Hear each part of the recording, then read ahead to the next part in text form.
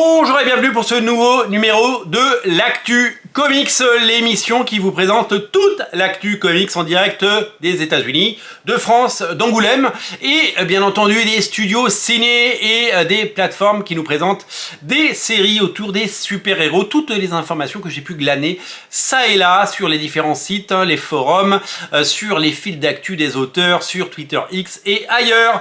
La grosse nouvelle de la semaine, c'est bien entendu le relaunch des Tortues Ninja par Jason Aaron. On connaît désormais le nom des dessinateurs et vous le savez peut-être, la série va s'arrêter aux États-Unis après le numéro 150. Donc il y a eu 100 numéros qui ont été publiés une première fois en album comme ça, puis qui ont été édités en intégrale. Ils sont en cours d'édition en intégrale. Il y en a deux qui sont sortis des intégrales. Ouais, c'est ça, il y a deux intégrales qui sont sorties. Ensuite, il y a les Tortues Ninja Reborn à partir du numéro 101, ou 100 d'ailleurs, peut-être, 100 ou 101, et qui va vous amener jusqu'au 150. Le deuxième tome est sorti. Ça, j'ai le premier entre les mains. Régalez-vous avec les nouvelles aventures des Tortues Ninja. Le nouveau statu quo des Tortues Ninja par Sophie Campbell.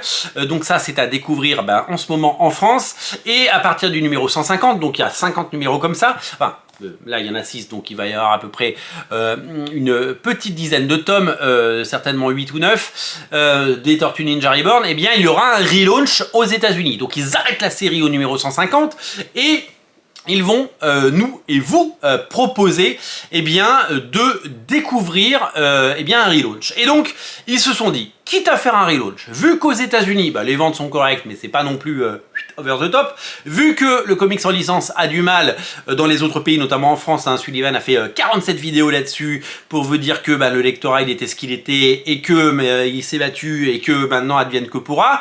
Sachez-le, le but de relancer, puisque IDW a renouvelé la licence Tortue Ninja auprès des ayants droit, l'idée était de faire ça avec fracas, de faire du bruit, de faire du marketing et peut-être d'aller toucher un nouveau lectorat, peut-être plus grand public, parce que malgré toutes les qualités des Tortues Ninja sur ces 150 numéros, il y avait un petit côté aussi underground qui était voulu, puisque vous le savez, Kevin Eastman a chapeauté une partie des épisodes. Tom Valls a été dans la veine de ce qu'a pu proposer cet auteur, et donc il fallait tout changer. Si c'était pour faire un nouveau numéro 1 avec les mêmes auteurs et les mêmes dessinateurs, c'était peut-être pas la bonne solution. Donc autant partir du bon pied avec un numéro 1 qui cartonnerait. Et donc c'est monsieur Jason Aaron qui est aux manettes. Jason Aaron, et vous le savez, vous le connaissez, il a fait du Wolverine and the X-Men, il a fait du Avenger, c'est un scénariste connu, reconnu, c'est une superstar, c'est quelqu'un qui travaille bien, qui écrit bien et qui va apporter certainement un 109. Mais il n'est pas venu tout seul, puisque nous allons avoir dès le premier numéro des Tortues Ninja une dessinatrice superstar, puisque le premier numéro sera dessiné par Joëlle Jones, qui a fait du Catwoman et du Batman, vous le savez, mais aussi du Lady Killer. Et le premier numéro sera consacré au personnage de Raphaël. Et en fait, les 4 premiers numéros seront consacrés à 4 personnages, aux 4 tortues. Donc premier numéro Raphaël, deuxième Michelangelo, troisième numéro Leonardo et quatrième numéro Donatello. Donc le premier numéro c'est Joëlle Jones au dessin, deuxième numéro c'est Raphaël Albuquerque, troisième numéro c'est Cliff Chang, qui est dessinateur de Wonder Woman notamment, et de Paper Girls, et donc quatrième numéro par Chris Burnham, donc quatrième numéro sur Donatello par Chris Burnham. Chris Burnham, on le connaît évidemment pour ce qu'il a fait avec Jonathan Hickman, avec Grant Morrison sur Batman. C'est un dessinateur qu'on adore et c'est vraiment un dessinateur fabuleux. Il a fait du Die Die Die aussi, je crois, avec Robert Kirkman. Donc voilà, donc Joëlle Jones, Raphaël Albuquerque sur le 2, Cliff Chang sur le 3 et Chris Burnham. Et à partir du 4, donc la série commence à partir du 5, pardon, et je crois que c'est Raphaël Albuquerque qui revient. Alors Raphaël Albuquerque, il a fait du Batman, il a travaillé avec Marc Millar. C'est un dessinateur qu'on adore, il a fait Huck, donc du coup ce qui nous dit qu'il fera certainement pas la deuxième saison de Huck, puisque s'il fait les Tortues Ninja, il pourra pas tout faire. En tout cas, ils vont relancer les Tortues Ninja en grande pompe, et ça va être complètement fou, complètement fou, complètement fou. Alors j'ai noté plein d'infos pour cette nouvelle émission. A été annoncé par Prime Video la mise en ligne de la seconde partie de la seconde saison d'Invincible le 14 mars, ça va arriver très bientôt. Donc si vous avez aimé les épisodes, eh bien vous allez vous régaler parce que la suite arrive le 14 mars. Concernant le comics Thundercats, les Cosmocats qui reviennent chez Dynamite, eh bien, le premier numéro, grâce à monsieur Rob Liefeld, on parle de Rob Liefeld juste après, eh bien, les ventes, les précommandes ont explosé parce qu'il y a 2 couvertures de Rob Liefeld qui ont été ajoutées en last minute, juste avant qu'ils arrêtent, vous savez, la prise de commande. Et donc, on avait évoqué dans une précédente émission le chiffre de 100 000 exemplaires prévendus. Là, on est passé à 170 000 exemplaires. 170 000 exemplaires pour le premier numéro de Cosmocats. Quand Wildstorm avait relancé les les Thundercats, pardon, au début des années 2000 avec J. Scott Campbell et Ed McGuinness, ils n'étaient pas dans ces volumes-là. Donc c'est complètement fou. Cosmocats, ça cartonne. Énorme succès pour Dynamite aux États-Unis.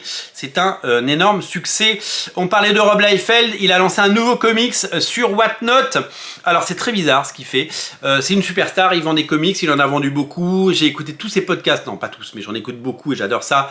Je les écoute. Il a vendu beaucoup de comics et souvent ça a été quelqu'un qui a ramené les lecteurs sur des séries. Il a lancé un comic qui s'appelle Last Blood. Alors vous savez qu'il n'a plus le droit d'utiliser le mot Youngblood, ça ne lui appartient plus. Il a perdu Youngblood quand il a dû perdre une de ses sociétés. Donc Youngblood ne lui appartient plus. Et donc du coup il lance une série Last Blood avec des personnages comme Brigade et Blood Wolf. Et donc il fait des ventes. Il est au marché, Rob Liefeld. Il fait des ventes. Il a vendu une centaine d'exemplaires sur Whatnot pendant une soirée. Voilà. Il a fait un live et donc il a fait un premier tirage, il a fait un deuxième tirage et il vend tout à chaque fois, il en vend 100. Il les vend entre 15 et 50 balles. 15 balles si c'est pas signé, 50 si c'est signé. En fait c'est une sorte de Kickstarter qu'il fait tout seul en live et il dit c'est mon plaisir, ce sera une mini-série en 4 parties. Le premier numéro a été fait sur 3 mois. Il a bossé le deuxième numéro et ça sortira quand ça sortira. Voilà, il a ses projets à lui à côté et il lance son Last Blood, donc c'est son nouveau Youngblood à lui, ça s'appelle Last Blood et vous découvrirez la couverture peut-être sur les internets, mais c'est plutôt rigolo. Il s'amuse, en tout cas moi j'ai très envie de le lire et j'ai très envie de le découvrir, voilà. Autre info du côté de la VO, Marvel a déjà annoncé un 3e tirage de Ultimate Spider-Man numéro 1. Alors vous le savez, le premier numéro a cartonné, on en a parlé, même moi j'ai fait une vidéo, un page à page qui a été vu 4000 fois, d'habitude les pages à page ils sont vus entre 1000 et 2000 fois. Mon page à page sur Ultimate Spider-Man numéro 1, il a été vu 4000 fois. Alors il y a quelqu'un qui m'a agressé dans les commentaires en me disant pourquoi je vois pas l'intérêt de faire ce genre de vidéo. Je lui ai répondu moi je vois pas l'intérêt de ce genre de commentaires. La personne a commencé à m'agresser donc du coup je l'ai banni et j'ai effacé son commentaire. La vidéo a été vue plus de 4000 fois, donc à la question quel est l'intérêt de faire ce genre de vidéo, vous avez la réponse. Il y a une demande et moi je suis là pour vous proposer des vidéos. Si elles sont regardées, eh bien tout le monde est content et c'est tant mieux. Donc premier tirage, sold out. Je sais pas combien ils en ont vendu, mais c'est beaucoup. Deuxième tirage qui arrive pour la sortie du numéro 2 autour du 21 février. Et donc, ça va être fou. Donc, deuxième numéro et deuxième tirage du numéro 1. Et un troisième tirage du numéro 1 arrive le 6 mars avec une couverture de Sarah Pikeli. Vous allez vous régaler. Donc on est parti pour un gros succès et donc ça va emmener toute la gamme avec puisque vous le savez, il y a du Ultimate Black Panther qui arrive et du Ultimate X-Men, donc ça va être un petit peu fou, va falloir être au taquet. Qu'est-ce qu'on apprend? Oui, grâce à First Print Comics Blog, Arnaud Kikou et son interview de Thierry Mornay, on apprend que Transformers et G.I. Joe, les 2 séries relancées par Robert Kirkman, vous savez qu'il a piqué la licence à IDW et que maintenant ça sort chez Skybound et que c'est Daniel Warren Johnson qui a fait les 6 premiers numéros de Transformers. Eh bien ce ne sera pas chez Delcourt, c'est un autre éditeur et ce sera annoncé par un autre éditeur. Il a pas dénoncé, il a pas annoncé, on ne dénonce pas, il n'a pas annoncé Thierry Mornay, le nouvel éditeur de ça. Donc c'est la première fois qu'un titre Skybound ne sortira pas, enfin c'est pas vraiment la première fois parce que moi j'avais sorti Wolfman en indépendant chez Merluche, puis on l'a sorti chez Glénat et c'était un projet Skybound et on l'avait sorti à côté. Mais donc c'est pas une première, mais en tout cas il ne s'est pas positionné sur les titres Transformers et G.I. Joe qui sortiront certainement chez un autre éditeur. Le Paris Fan Festival a fait parler de lui puisque on a appris la présence de Sergio Davila au Paris Fan Festival et l'annonce de 2 dessinateurs français de manga, Romain Lemaire et Renaud Lemaire. Romain Lemaire il fait Everdark et Renaud Lemaire il fait Dreamland. Donc allez sur la page Facebook, X, Twitter, Instagram du Paris Fan Festival. Je pense que les gros noms vont arriver, mais en tout cas l'artiste allé est en train de se garnir. En direct d'Angoulême, vous le savez peut-être, on va avoir le palmarès certainement dans la journée. Donc le Grand Prix a été annoncé, c'est Posy Simmons, la dessinatrice et illustratrice anglaise, qui d'ailleurs il y a une exposition à Beaubourg, paraît-il. Je viens d'apprendre ça, qui a lieu, et elle a fait notamment Tamara Drouy et Gemma Bovary, 2 graphic novels anglais, enfin 2 bandes dessinées anglaises, hein, qui ont eu un énorme succès et qui ont fait l'objet toutes les 2 de films d'adaptation, toutes les 2 avec l'actrice Gemma Atherton, comment ne pas aimer Gemma Atherton, elle est sublime et elle est vraiment superbe. D'autres prix ont été attribués avant évidemment le palmarès complet d'Angoulême, puisque la bande dessinée de Jordi Lefebvre, Je suis leur silence, a obtenu le prix des libraires Canal BD. Alors l'année dernière c'était Okae qui l'avait eu, et Okae ça lui a permis d'en vendre plus de 100 000. Donc Je suis leur silence qui cartonne déjà, hein. Il a genre à 47 000 exemplaires déjà vendus après Noël, c'est taré. Donc il va certainement monter très très haut, il va monter à plus de 100 000 et ça va être très fou. L'autre, cette année il y a eu 2 prix Canal BD, parce que Je suis leur silence, et il y a eu une mention spéciale pour La Guerre des Lucas. La Guerre de Lucas qui avait déjà eu le prix France Info, qui avait déjà eu le prix France Inter Fnac, qui est dans toutes les Fnac en mise en avant, il y en a partout, ils en vendent 5-6 000 par semaine, c'est taré. Il y a même une photo incroyable de George Lucas avec le bouquin. On pourrait croire que c'est un faux George Lucas, non c'est le vrai, c'est l'artiste JR qui lui a donné, et donc il y a une photo avec George Lucas, il est comme ça avec la BD, et c'est quand même fou, et c'est quand même taré quand on y pense. Donc la BD, non seulement elle va...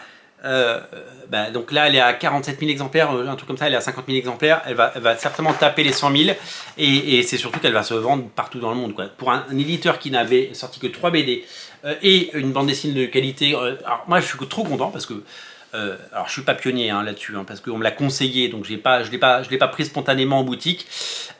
J'ai attendu un tout petit peu que ce soit un peu populaire, enfin qu'on en parle en tout cas. Mais en tout cas cette bande dessinée, j'ai eu la chance de l'acheter et de la lire avant la hype, donc j'ai dû l'acheter un mois après sa sortie, mais c'était pas encore la grosse hype, donc j'ai pas du tout des parties des early birds qui l'ont acheté.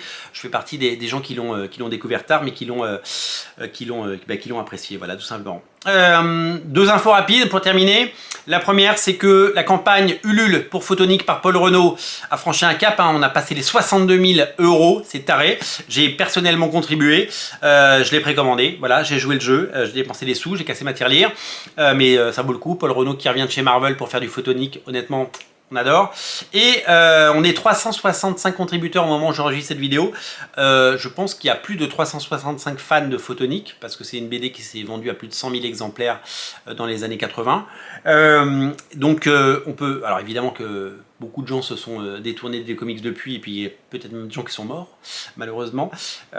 Mais je pense que c'est une BD qui peut toucher au moins 1000 personnes, et je pense qu'ils peuvent aller au-delà des 100 000 €, et c'est ce qu'il faut pour financer un projet comme ça, et faire revenir, débaucher Paul Renaud de chez Marvel et chez McFarlane pour faire ça. Donc bravo aux éditions Black and White, et bravo à Paul Renaud, vraiment. Et dernière info, on a appris la fin du tournage du film Deadpool 3. Donc on va arrêter d'avoir des photos volées des tournages et des vidéos, parce que c'était insupportable de se faire spoiler des choses, et il y en a vraiment marre, quoi, de voir ces photos. Parce que même si on veut pas les voir, on est quand même en 2024 et qu'on est surtout sur les réseaux sociaux. Quand on ouvre son Instagram, son Facebook, son X, son Twitter ou autre chose, et qu'on voit des vidéos et des photos voilà, on a vu trop de choses. J'espère qu'on aura plein de surprises, et j'espère que ce film va cartonner, voilà. Un teaser devrait être présenté au Super Bowl, et je pense, et j'imagine, et j'ose penser que ce seront des images qui ne seront pas dans le film. Je pense qu'ils ont tourné un teaser avec des gags qui ne sera pas dans le film, mais ça l'histoire le dira, c'est pas à moi de le dire, voilà. Voilà, c'est tout pour cette émission. J'adore faire ces actus et j'espère que vous prenez autant de plaisir que moi à les regarder. Merci à tous, merci à vous et on se retrouve très bientôt, très bientôt pour beaucoup de choses. Plein d'actus comics, plein de vidéos sur la chaîne. Si vous voulez soutenir la chaîne, on a un compte Tipeee en lien en descriptif. Vous pouvez mettre un pouce en l'air, vous pouvez laisser un commentaire, vous pouvez partager la vidéo. Voilà, cette vidéo elle est à vous et cette émission elle est à vous, cette chaîne elle est à vous. Merci à tous ceux qui la font vivre depuis toutes ces années. Je vous embrasse et je vous dis à très bientôt. Plein de vidéos arrivent sur la chaîne, soyez abonnés et faites... Ah oui, la petite cloche aussi pour être qu'on vous prévienne quand il y a une nouvelle vidéo, c'est important. Salut.